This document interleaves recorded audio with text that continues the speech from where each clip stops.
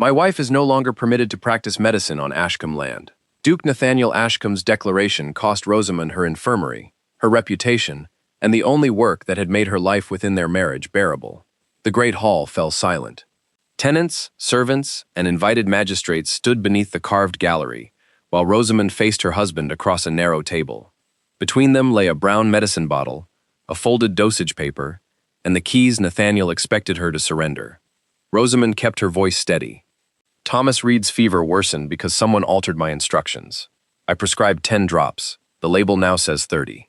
Dr. Silas Vane lifted the bottle and examined it with theatrical patience. His silver waistcoat remained spotless, despite the sick footman lying upstairs. "The handwriting resembles yours," he said. "It was copied." A murmur moved through the hall. Nathaniel's expression hardened. At 37, he had perfected the stillness that made disagreement resemble insolence. "You administered the medicine. The man nearly died. Must every consequence become another conspiracy against you?" Rosamund stared at him. 6 years earlier, Nathaniel had carried timber beside laborers, while she transformed an abandoned laundry into an infirmary. He had once praised her calm hands and remarkable memory. But lately, every grateful tenant seemed to offend him. Every person who sought her judgment before his became evidence that she had forgotten her place. Today, with Lord Merrick's political secretary expected at Ashcombe within a week, Nathaniel wanted no scandal, no rumors of disease, and no wife whose authority competed with his own. "You know I record every dosage twice," Rosamund said. "The duplicate is in my ledger." Vane smiled faintly. "A ledger controlled entirely by you. Then examine it before condemning me." Nathaniel had been offered that choice in private that morning. He had refused it then, too. "I have examined enough." He extended his hand. The keys. Rosamund's fingers closed around the brass ring at her waist. The largest key opened the infirmary. The smaller ones belonged to the medicine cupboard, linen room, and locked cabinet where she kept laudanum and other dangerous preparations. "If I surrender these," she said, "you become responsible for every patient inside. I already am responsible for everyone on this estate." Authority and knowledge are not the same thing. Nathaniel's jaw tightened. Vane lowered his gaze, hiding his satisfaction. But Rosamund saw it. 3 months earlier, the physician had arrived with impeccable London references and a recommendation from Lord Merrick himself. Since then, medicine had disappeared, accounts had ceased to balance, and patients Vane called recovered, returned with stranger symptoms. Each time Rosamund questioned him, Nathaniel accused her of jealousy. Not romantic jealousy, something more humiliating. Professional jealousy. Nathaniel stepped closer. "Do not force me to remove them from you." For one terrible instant, Rosamund remembered the man who had once warmed her frozen hands inside his coat after they had treated an injured shepherd through the night. That man would at least have opened the ledger. She unfastened the keys and placed them in his palm. The sound of brass striking his signet ring carried through the hall. "Dr. Vane will assume control immediately," Nathaniel announced. "Until further notice, the Duchess is forbidden from treating any tenant, servant, or member of this household." 2 footmen opened the doors. Mrs. Reed stood outside with her sick 8-year-old daughter in her arms. The child's cheeks burned red, but her lips were pale. Rosamund moved instinctively. Nathaniel caught her wrist. "Not another step. The girl needs to be isolated." Vane glanced toward the child without approaching her. "A common chill. She has the same rash as Thomas." Mrs. Reed tightened her grip on her daughter. "Your Grace, 3 children in the lower village have it now." Vane's pleasant expression faltered. Only for a second, but Rosamund saw it. Nathaniel released her wrist and addressed the mother. "Dr. Vane will attend the village tomorrow." "Tomorrow may be too late," Rosamund said. "You have given your opinion." "No, Nathaniel. I have given you a warning." His face changed when she used his Christian name before the tenants. "Take the Duchess to the West Wing." The order struck harder than Rosamund had expected. He was not merely removing her from the infirmary. He was confining her in her own home. As the housekeeper guided her away, Rosamund looked back. Nathaniel handed her keys to Vane without checking a single one. The physician closed his fingers around them and smiled. Hours later, Rosamund sat beside the West Wing window while Ashcombe Hall settled into darkness. Her supper remained untouched. Nathaniel had posted a footman outside her door, but the young man had avoided her eyes when delivering the tray.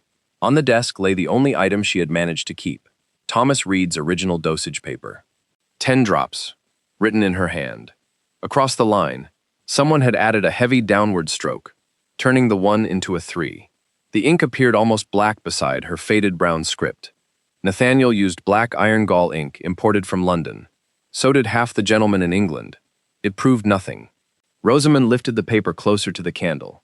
A faint, greasy crescent marked one corner. Vane always rubbed bergamot pomade into his gloves. The scent still clung to the page. A knock sounded. Before Rosamund could answer, the door opened and her maid, Clara, slipped inside carrying folded linens. "The guard believes I'm changing your bed," Clara whispered. Her frightened gaze moved toward the corridor. "Mrs. Reed's little girl has worsened, and 2 kitchen maids are feverish. Has Dr. Vane isolated them?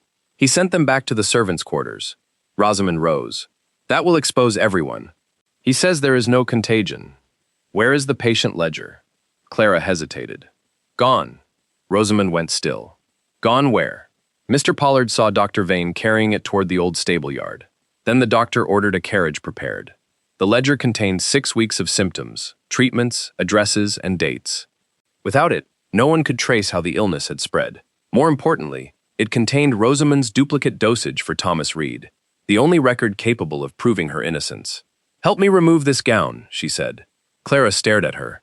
"His Grace ordered you to remain here. A locked door does not make Nathaniel correct." Rosamund changed into a plain gray dress and wrapped herself in a dark cloak. Clara distracted the guard by dropping an armful of linens, while Rosamund slipped through the connecting dressing room and descended a disused servant's staircase. She had almost reached the courtyard when a metallic sound rolled across the estate. One deep toll, then another. Rosamund stopped beneath the archway. The quarantine bell hung above the infirmary. It was to be rung only when an outbreak could no longer be contained. By the 13th toll, doors were opening across the house. Rosamund ran. She reached the infirmary before Nathaniel or Vane. A line of frightened villagers waited outside, several holding feverish children. Inside, cots had been overturned, and the medicine cabinet stood open. A mother pushed through the crowd and placed a crumpled packet in Rosamund's hands. "My son stopped breathing after Dr. Vane gave him this."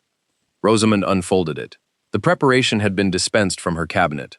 Her name appeared at the bottom, along with instructions written in black ink. But Rosamund had never prepared it. Behind her, Nathaniel entered with Vane and 2 armed men. Vane pointed at the packet. "There is your proof," he said. "The Duchess has continued treating patients in secret." Rosamund turned the paper toward the candlelight. Beneath the false dosage, almost concealed by a smear of wax, was Nathaniel's ducal seal. Then she noticed the date. The medicine had been prepared 3 days before Nathaniel publicly removed her, and on a night when only one other person had possessed a key to her cabinet, Dr. Silas Vane. Nathaniel took the packet from Rosamund and examined the ducal seal pressed beneath the false instructions. "Where did you receive this?" The mother clutched her unconscious son against her chest. "Dr. Vane's assistant brought it yesterday, Your Grace. He said the Duchess had prepared it." Every face turned toward Mr. Dacre. He stood beside the infirmary door, his left hand hidden beneath a dark glove. Rosamund looked at him. "Remove your glove." Dacre glanced at Vane before obeying. A pale scar crossed the back of his hand. The mother recoiled. "That is the man." Vane stepped forward. Her Grace could have sent him before being confined. "The date proves nothing. It proves the medicine was prepared while you possessed a key to my cabinet," Rosamund replied. Nathaniel's expression tightened. He had given Vane access 3 days earlier under the pretense of inspecting her supplies. The boy in his mother's arms suddenly went limp.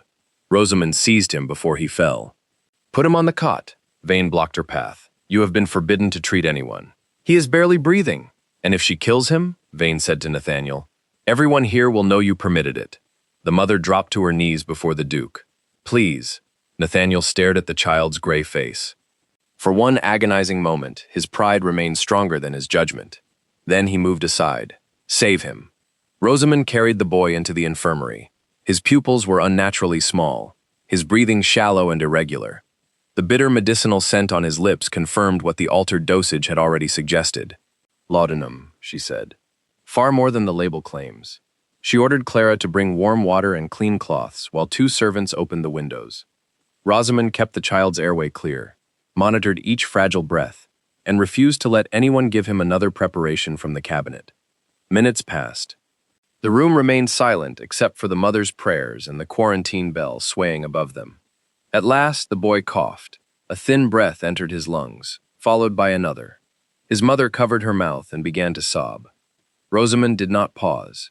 She turned toward the villagers crowded outside. Anyone with a rash goes into the eastern room. Anyone who became ill after taking medicine goes west. Do not mix their cups, bedding, or towels. Boil every linen and record the name of every preparation they received. The servants obeyed immediately. So did the tenants. Nathaniel watched the infirmary reorganize around Rosamund's commands. The resentment that had hardened his face earlier now mixed with something more dangerous to his pride. Uncertainty. Vane leaned toward him. She is using the panic to reclaim authority. No, Rosamund said without looking up. I am separating fever from poisoning. That silenced the room. She picked up the bottle delivered with the packet. Her name appeared on its label beneath a small stamped emblem. Rosamund held it near the nearest lamp. This is counterfeit. Nathaniel approached. It bears your mark. It resembles my mark. She took another bottle from a locked drawer, one prepared before Vane assumed control, and placed the labels side by side. Years earlier, Rosamund's brass stamp had fallen onto the infirmary's stone floor. The impact had left a hairline break beneath the letter R. She had never repaired it because the flaw allowed her to identify every label pressed with the original seal. The mark on the false bottle was perfect. Too perfect. My genuine seal always leaves this break, she said, pointing to the old label. The person who made the counterfeit copied the design from an impression but never handled the stamp itself. Nathaniel compared them. For the first time, he looked at Vane instead of Rosamund. Vane remained composed. She could have ordered false labels to create exactly this defense. Then search me, Rosamund replied. Search my rooms, my desk, and every possession I own. But first, search the man who delivered the bottle. Dacre backed toward the door. A groom caught him in the courtyard before he reached the stables. Nathaniel ordered 2 men to empty his pockets. They found 3 medicine labels bearing Rosamund's name.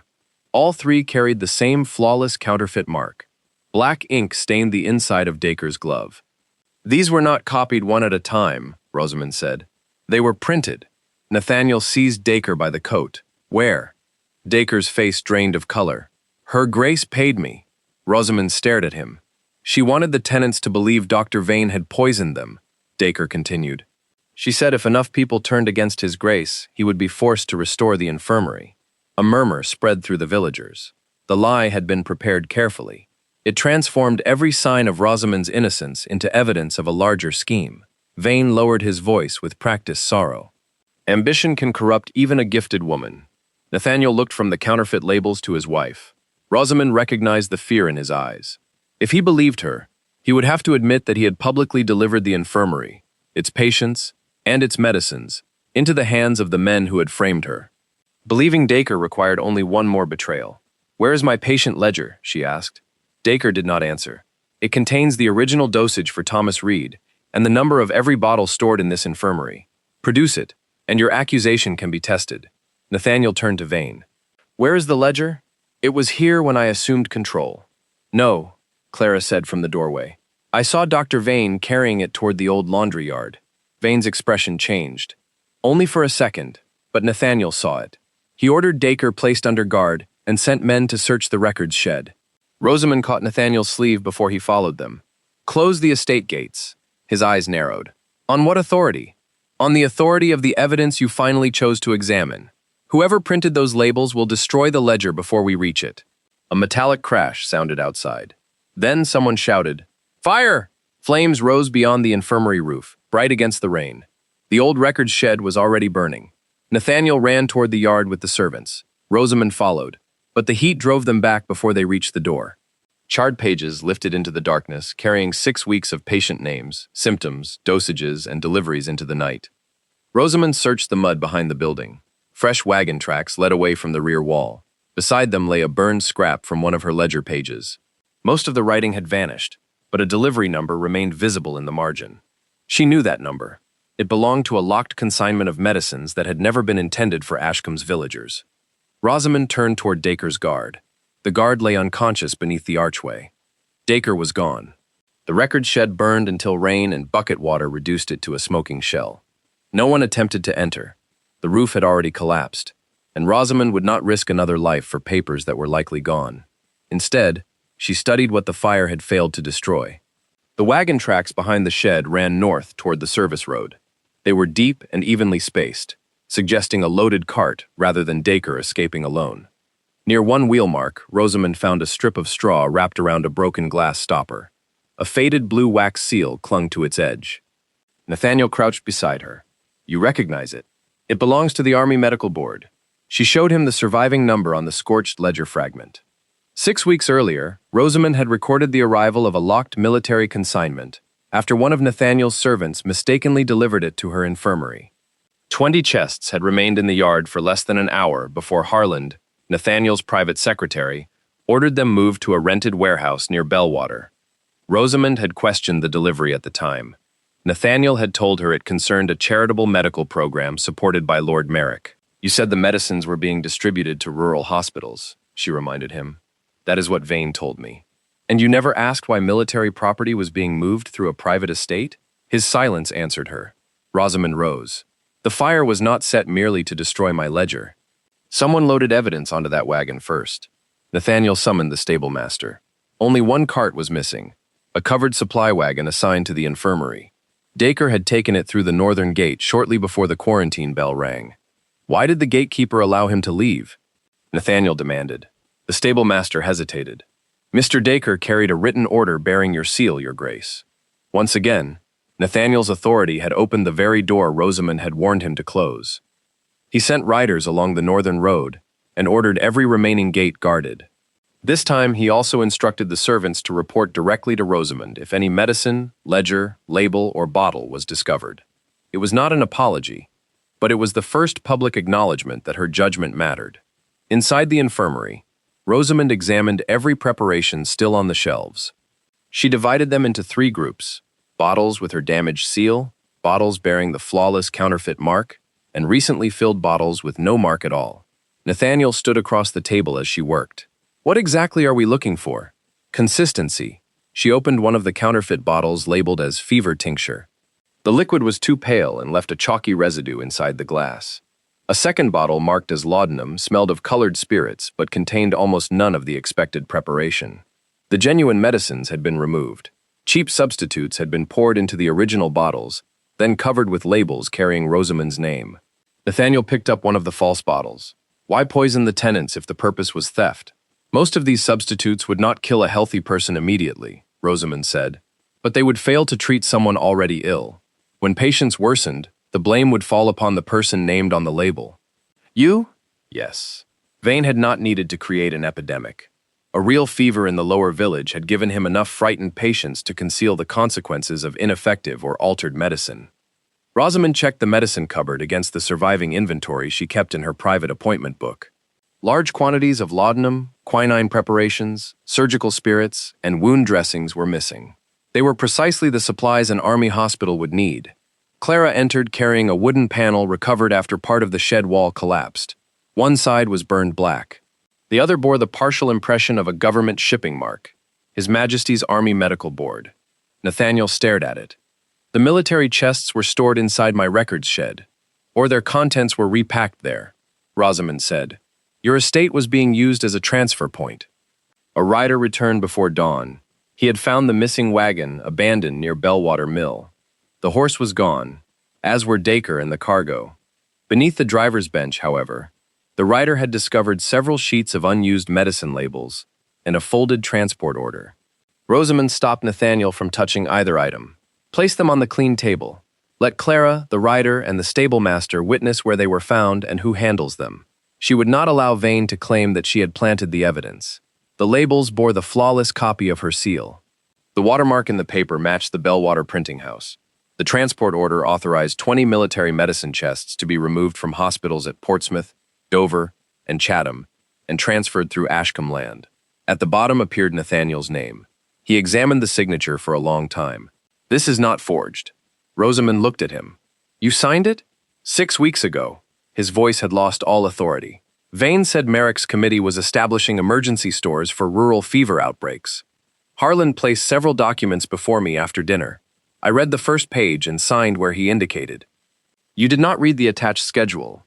"No." The confession settled heavily between them. Nathaniel had not merely handed Vane the infirmary keys. His careless signature had allowed the physician to remove medicine from 3 military hospitals without suspicion. Rosamund unfolded the attached inventory.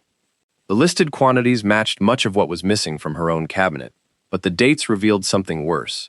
Military supplies had been disappearing for weeks before Thomas Reed received the altered dosage.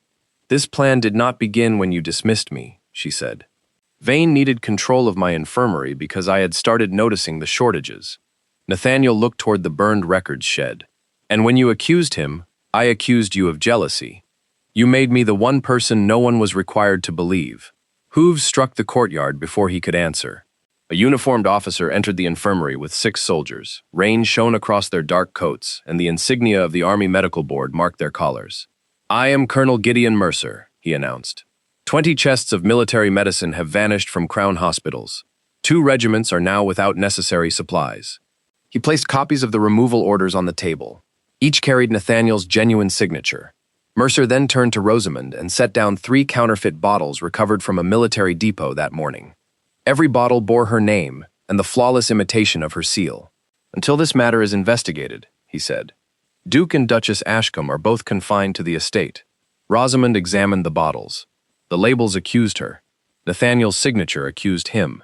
And somewhere beyond Ashcombe, Dacre was carrying away the only cargo that could reveal who had replaced the Army's medicine. Colonel Mercer compared the transport order found in Dacre's wagon with the copies carried by his soldiers. "The first page authorizes a charitable fever program," he said. "The attached schedule transfers military supplies from 3 Crown hospitals." Nathaniel examined the binding. A narrow line of fresh stitching ran between the pages. "I signed the first page," he admitted. "I never saw the schedule." Mercer's expression remained cold. A duke's failure to read an order does not restore medicine to 2 regiments. "No," Rosamund said. "But it tells us how Vane moved the chests without forging Nathaniel's signature." Mercer turned to her. "And the counterfeit bottles recovered from the military depot bear your name. Then allow me to examine them in front of witnesses." Mercer agreed, but ordered one of his officers to record every bottle she opened. Rosamund placed the military samples beside those taken from the infirmary. Each false label carried the same perfect copy of her seal. The paper also shared Bellwater Mill's Bell and Wheat watermark. The contents told the rest of the story. One bottle labeled as laudanum contained diluted spirits and coloring. Another, marked as a fever preparation, held a weak chalk mixture. Neither would properly treat an ill soldier, but both resembled genuine medicine long enough to pass a hurried inspection. "The Army's medicine was removed," Rosamund said. "These substitutes were sent back in its place." Mercer looked toward Nathaniel. "Through an estate operating under your authority." Nathaniel did not defend himself. "Yes!" A cry came from the eastern ward. Mrs. Reed's daughter had begun convulsing. Rosamund hurried to her bedside and found the rash spreading across the child's chest. 2 nearby patients also had high fevers, but neither showed the constricted pupils or slowed breathing seen in those who had taken the counterfeit medicines. Rosamund examined the admission notes Clara had begun rebuilding from interviews with each family. A pattern emerged. The first group had fallen ill before receiving any medicine. Their fever and rash had spread between neighboring households. The second group became sick only after taking bottles delivered by Dacre. Their symptoms varied according to the false preparation they had received. "There are 2 separate dangers," Rosamund told Mercer. "A genuine fever is moving through the lower village. Vane used it to conceal the effects of substituted medicine. If every worsening patient appeared to be part of the outbreak," Mercer said, "no one would immediately inspect the bottles, and every death would be attributed either to the fever or to my treatment." Nathaniel looked at the crowded ward. "How many can still be saved?" "If I am permitted to control the infirmary completely, most of them, but no preparation can be used until I verify its seal and contents." Mercer turned to Nathaniel. "Do you object?" Everyone in the ward heard the question. Only hours earlier, Nathaniel had forbidden his wife from treating anyone on Ashcombe land. Now soldiers, servants, and tenants waited to see whether his pride would endanger them again. "I do not object," he said. Then, more clearly, "The Duchess has full authority over the infirmary. No one, including me, is to interfere with her instructions." Rosamund accepted the authority because the patients needed it, not because Nathaniel had finally returned something he should never have taken. She ordered the genuine fever cases isolated and every counterfeit bottle sealed as evidence. Mercer assigned 2 soldiers to guard the medicine room and sent riders to Bellwater Mill. They returned near sunset. The mill had been abandoned. Its presses remained, but the printing plates for Rosamund's labels were gone. In an upstairs office, The soldiers found payment receipts signed by Nathaniel's private secretary, Mr. Harland. Nathaniel went still.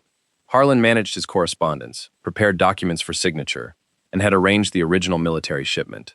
"Where is he?" Mercer asked. No one had seen Harland since the fire. Clara entered, carrying a small parcel discovered beneath his desk. Inside lay several printed labels and a list of cottages in the lower village. 6 names were marked with a black cross. Rosamund recognized every one. They belonged to the patients scheduled to receive Vane's new preventive medicine the following morning. At the bottom of the list was a final instruction: administer before Colonel Mercer can question them. Rosamund handed the list to Colonel Mercer. "Send soldiers to all 6 cottages. No medicine is to be opened." She went with Nathaniel to the nearest address, the home of an elderly tenant named Mrs. Hale. They arrived as the woman was preparing to give her feverish grandson a dark liquid from an unmarked bottle. Rosamund took it from her. "Who delivered this?" "Mr. Harland," Mrs. Hale said. "He told me it would protect the boy until Dr. Vane returned." The other 5 cottages had received identical bottles. None had yet been used. Back at the infirmary, Mercer sealed 5 as evidence, while Rosamund examined the 6th. Its contents matched the diluted laudanum that had nearly stopped the first child's breathing. "This was not preventive medicine," she said. "It was intended to silence the patients most likely to prove the bottles were altered." The 6 names were not random. Each family had kept its original packet, remembered Dacre as the messenger, or could confirm when Vane's preparations had been delivered. Vane had selected witnesses, not victims. Rosamund compared the numbers scratched into the bottle bases with those on the military samples. They belonged to the same production batch. Mercer understood immediately. The counterfeit medicine in the village and the substitutes found in the army depot came from one operation, and both passed through Bellwater Mill, Rosamund said. The receipts found in Harland's office identified the company that had paid for the printing, Merrick Rural Relief Society. Nathaniel stared at the name. "Lord Merrick founded it last year." "Who supplies its medicine?" Mercer asked. Nathaniel's answer came slowly. "A private firm he recommended for the government contract." The purpose of the scheme was now clearer. Merrick's organization removed genuine military medicine, replaced it with worthless imitations, and then sold new supplies back to the Crown through a company he secretly supported. The fever at Ashcombe had given Vane a convenient place to test the counterfeit bottles and blame any deaths on Rosamund. Mercer ordered his officers to secure the receipts, labels, transport papers, and 6 unopened bottles. Each item was recorded before witnesses. Rosamund returned to the Eastern Ward. Mrs. Reed's daughter remained dangerously ill, but her breathing had steadied. The genuine fever could be contained now that it was no longer confused with poisoning. Nathaniel stood outside the ward. "You suspected Vane before today," he said. "I questioned the missing medicine 3 times, and I accused you of resenting him." "Yes." His gaze dropped to the keys at her waist. "I thought the tenant's trust in you diminished my authority." Rosamund looked at him without softening. "They trusted me because I listened before making decisions. I know that now." "No. You know that your decision has consequences. Whether you understand why you made it remains to be seen." Before Nathaniel could answer, hoofbeats sounded in the courtyard. A government messenger brought notice that Lord Merrick would arrive the following morning with members of the Army Supply Commission. He had requested a public inquiry into the missing military medicine. The accusations were stated plainly. Nathaniel had authorized the removal of Crown property. Rosamund had distributed counterfeit preparations bearing her own seal. Mercer read the notice twice. "Merrick arranged the inquiry before we discovered the Bellwater receipts. He expected the patients to be dead before he arrived," Rosamund said. She looked at the 6 bottles lined beneath the soldier's guard. Now the witnesses were alive, but Merrick still possessed Nathaniel's genuine signature, Rosamund's copied name, and enough political influence to decide which evidence the commission would believe. At the bottom of the notice was one final order. "Duchess Rosamund Ashcombe is forbidden from addressing the inquiry unless called as a witness by Lord Merrick." Rosamund folded the paper. "Then tomorrow," she said, "we shall discover whether he fears my guilt or my testimony." Colonel Mercer spent the night securing the evidence for the inquiry. Each counterfeit bottle was numbered, sealed, and entered into a written inventory. The Bellwater receipts, false labels, transport order, and Harland's list were placed in separate cases, witnessed by 2 officers and the estate magistrate. Rosamund insisted upon every precaution. "Merrick will not need to disprove the evidence if he can claim I altered it." She then asked Clara to collect statements from the 6 families who had received the false preventive medicine. Each witness described the bottle, the messenger, and the exact words used during delivery. By midnight, Rosamund had reconstructed the scheme in a single sequence. Harlan prepared documents for Nathaniel's signature.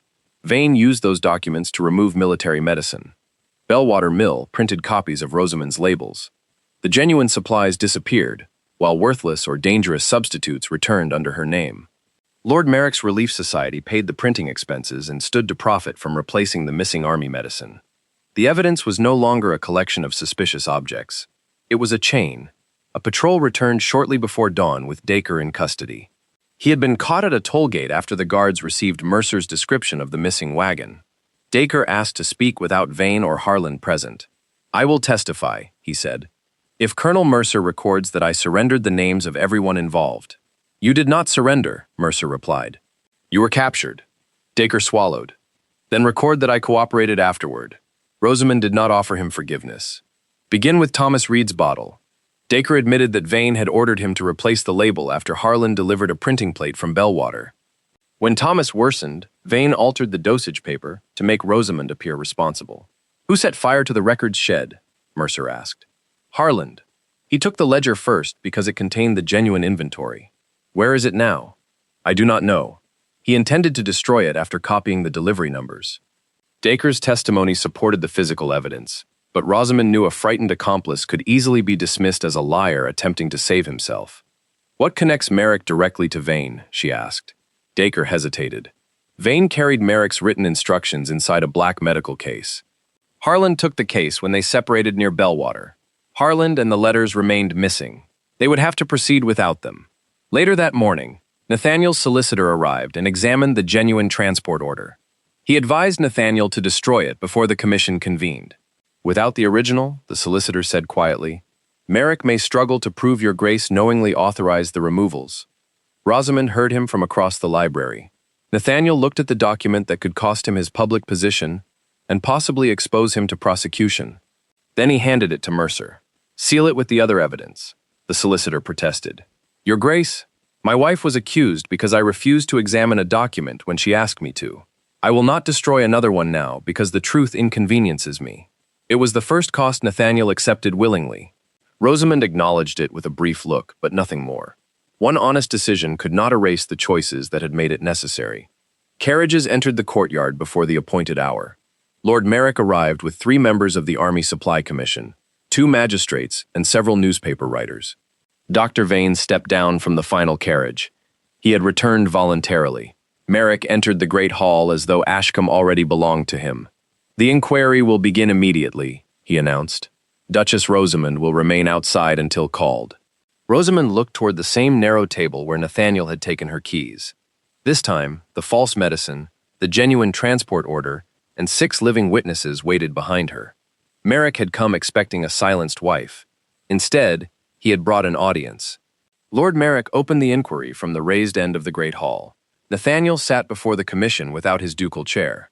Rosamund remained behind the closed doors with Clara, Dacre, and the 6 families whose testimony Merrick had attempted to prevent. On the inquiry table lay the genuine transport order. Merrick lifted it for the magistrates and newspaper writers to see. This document removed medicine from 3 military hospitals. The signature belongs to Duke Ashcombe. Nathaniel did not dispute it. "I signed the first page without examining the attached schedule." Merrick turned toward the audience. "Negligence is a convenient defense after crown property disappears." "It is not my defense," Nathaniel said. "It is an admission of how the theft became possible." The answer unsettled Merrick. He had expected Nathaniel to protect his position by denying everything. Merrick then produced 12 bottles recovered from a military depot. Each contains a worthless substitute. Each bears the name and seal of Duchess Rosamund Ashcombe. Dr. Vane testified that Rosamund had maintained exclusive control over the infirmary before his appointment. He described her as a gifted but increasingly resentful woman who feared losing the tenant's admiration. "She understood that a medical failure would destroy the Duke's political future," Vane said. "She intended to make him dependent upon her judgment." Nathaniel's jaw tightened. Those words resembled the suspicions Vane had fed him for months, because they were built from Nathaniel's own jealousy. Merrick called Mrs. Hale next, expecting the elderly tenant to confirm that Rosamund's medicine had endangered her grandson. Instead, she testified that Harlan had delivered the bottle after Rosamund was confined. 5 other families gave the same account. Merrick dismissed them as frightened tenants influenced by their duchess. Colonel Mercer presented the Bellwater receipts, but Merrick argued that his relief society had purchased ordinary printed materials from the mill. The payments alone did not prove he had ordered counterfeit labels. Finally, Mercer requested that Rosamund be allowed to examine the bottles before the commission. Merrick could not refuse without appearing afraid of her testimony. The doors opened. Rosamund entered wearing the same gray dress in which she had treated the poisoned children. She did not look at Nathaniel as she approached the inquiry table. Merrick gestured toward the bottles. "Do you deny that these labels carry your seal?" "They carry a copy of its design, a distinction created after your crime was discovered." Rosamund removed one genuine bottle from Mercer's sealed evidence case. She placed it beside the military samples. "My brass stamp was damaged years ago when it struck the infirmary floor. Since then, every genuine impression has contained a break beneath the letter R." A commissioner leaned forward. The break was clearly visible on Rosamund's bottle. It was absent from every sample Merrick had produced. Vane intervened. "She could have commissioned a second stamp. Then you should be able to explain why all the counterfeit labels were printed on paper carrying Bellwater Mill's watermark." Rosamund held one of Merrick's bottles toward the window. The faint image of a bell surrounded by wheat appeared inside the paper. The same watermark appeared on the false labels found in Dacre's wagon and Harlan's office. Whispers spread through the hall. Merrick raised a hand. "This proves only that someone used Bellwater paper." "No," Rosamund said. "It proves that the bottles you brought here as evidence against me belong to the same counterfeit batch found in the possession of your agents." "They are not my agents." "Then let us ask the man who delivered them." Colonel Mercer ordered the doors opened again. Dacre entered between 2 soldiers. Vane's composure finally broke. Dacre stopped before the commission and pointed directly at him. "Dr. Vane gave me the false labels," he said. "Mr. Harlan paid Bellwater Mill, and Lord Merrick ordered us to place the Duchess's name on every bottle." Merrick did not look at Dacre. He looked at Vane. The physician slipped one hand inside his black medical case. Rosamund saw the movement. "Do not let him open that case." 2 soldiers seized Dr. Vane before he could remove his hand from the medical case. "I was reaching for a calming draught," he said. "The witness is visibly distressed." Rosamund opened the case under Colonel Mercer's supervision. Inside were several ordinary instruments and a small bottle without a label. Its dark liquid carried the same bitter scent as the preparation delivered to Mrs. Hale's cottage. "You intended to give this to Dacre?" she asked. "He is agitated. A mild sedative would help him testify clearly." Rosamund poured a few drops into a clean glass. A cloudy residue formed at the bottom, the same residue found in the false medicine that had slowed the poisoned children's breathing. "This is not a mild dose." Vane's expression hardened. "You cannot establish its strength by looking at it." "No, but I can compare it with the sealed bottles your men delivered." Mercer opened one of the 6 intercepted preparations. Its color, scent, and residue matched the bottle from Vane's case. The commission ordered Vane moved away from the witnesses. Merrick immediately attacked Dacre's credibility. "This man admits altering labels and transporting stolen medicine. He will accuse anyone to reduce his sentence. He should receive no pardon," Rosamund said. "But his testimony can still be tested against evidence created before his arrest." She placed 4 items before the commissioners: the false labels found in Dacre's abandoned wagon, the Bellwater receipts recovered from Harlan's office, the 6 witness names selected for the supposed preventive treatment, the military bottles produced by Merrick himself. Every label carried the same flawless copy of her seal. Every sheet came from Bellwater Mill. The intercepted bottles matched the preparation Vane had just attempted to reach. Dacre then described how the operation worked. Genuine army medicine arrived at Ashcombe under Nathaniel's signed authority. At the records shed, Vane and Harlan transferred it into unmarked commercial crates. The military bottles were refilled with substitutes, while Bellwater labels bearing Rosamund's name were used whenever a patient became ill. "Why use the Duchess's name?" one commissioner asked. "Because she had already questioned the missing stock," Dacre replied. "Dr. Vane said the Duke would believe she was trying to undermine him." The commissioner turned toward Nathaniel. "Would you have believed that?" The hall became silent. Nathaniel could have denied it. Instead, he looked at Rosamund. "I did believe it." Merrick attempted to interrupt, but Nathaniel continued. "Dr. Vane encouraged my resentment, but he did not create it. My wife asked me to examine her ledger before I condemned her. I refused because acknowledging her judgment would have injured my pride. The admission deprived Merrick of the argument that Nathaniel and Rosamund had invented the conspiracy together to protect themselves. Nathaniel was not presenting himself as innocent. He was explaining exactly how his misconduct had made the scheme possible. Rosamund then opened her private appointment book. It contained the weekly totals of every medicine received and dispensed from the infirmary. The quantities missing from her stock matched the amounts Dacre said had been transferred into commercial crates. A commissioner compared the figures with the transport schedule. They are identical. Merrick's confidence finally weakened. Colonel Mercer placed the Bellwater receipts before him. Your Relief Society paid for the printing. Your physician carried the false preparation. Your recommended secretary attached the military schedule to the Duke's document. What part of this operation occurred without your knowledge? Merrick rose. All of it. Vane and Harland exploited my name as readily as they exploited Ashcombe's. Rosamund watched him carefully. He had separated himself from his agents, but not from the profits. She turned to the commission chairman. Ask which company received the emergency contract to replace the medicine reported missing from the military hospitals. The chairman opened the supply register brought from London. The contract had been approved 6 days earlier. Its beneficiary was Merrick Medical Provision Company. Merrick's own name did not appear among its directors. His wife's did. Lord Merrick recovered quickly. My wife holds interests in several medical companies. That is neither secret nor criminal. No, Rosamund said, but awarding her company an emergency contract before the shortage became public requires an explanation. The commission chairman examined the date again. The contract had been approved 2 days before the first counterfeit bottles were discovered at the military depot.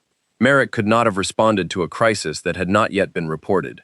Colonel Mercer ordered the company records placed beside the Bellwater receipts. Both sets of payments had been authorized by the same financial agent. The chain was now visible. Merrick's Relief Society paid Bellwater to print the counterfeit labels. His chosen physician supervised the substituted medicine. His wife's company received the contract to replace the supplies his agents had removed. Merrick turned on Vane. This physician appears to have used my charitable organization for his own theft. Vane stared at him. You promised the commission would never examine the company accounts. The words escaped before he could stop them. Merrick's face changed. Mercer stepped closer. What else were you promised, Doctor?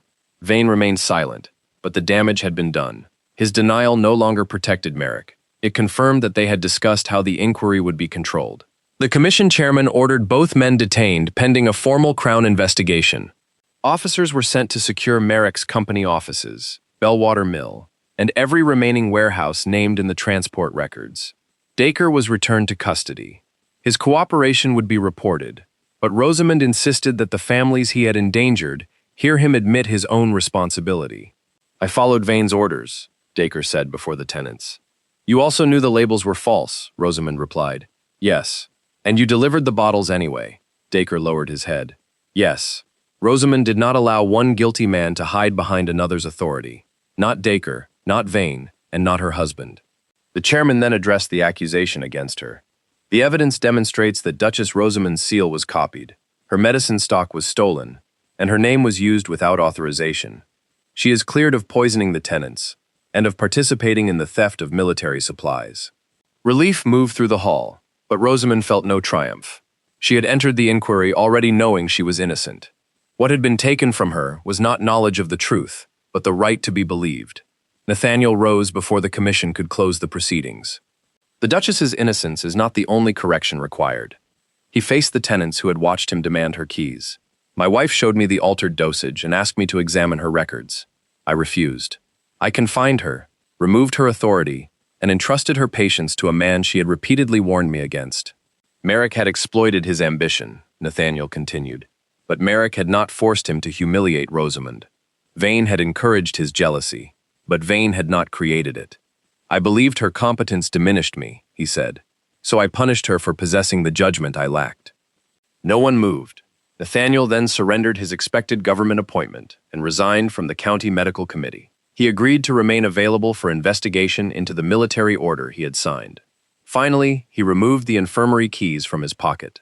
Rosamund had not realized he still carried the original ring. Nathaniel placed it on the inquiry table between them. These were never mine to return as an act of generosity, he said.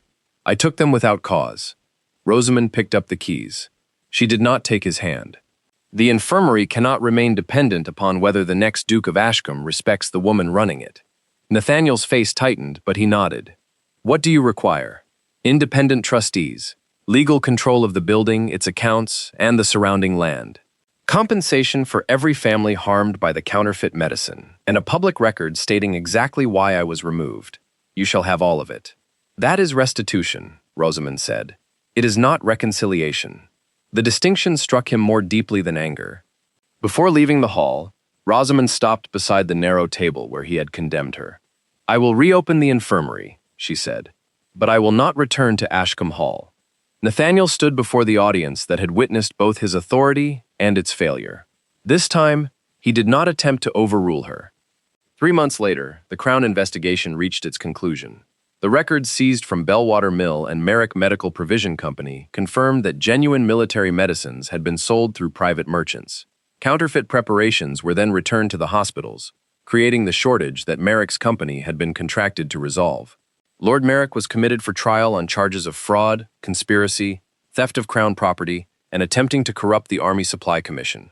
Dr. Vane was charged with poisoning patients, falsifying medical labels, destroying evidence, and participating in the theft. Harland was captured at a coastal inn with payment records taken from Bellwater. His testimony further established Merrick's control of the operation. Dacre received a reduced sentence for cooperating, but he was not excused from responsibility. He admitted publicly that he had altered labels and delivered preparations he knew were dangerous.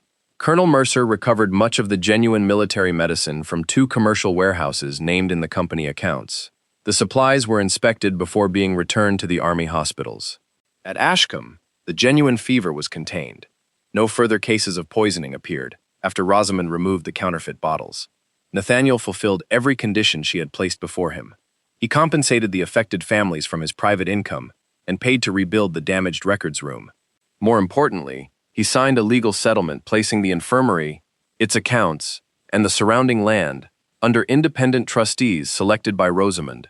Neither Nathaniel nor any future Duke of Ashcombe could remove its director, control its medicine, or seize its property without the trustees' consent.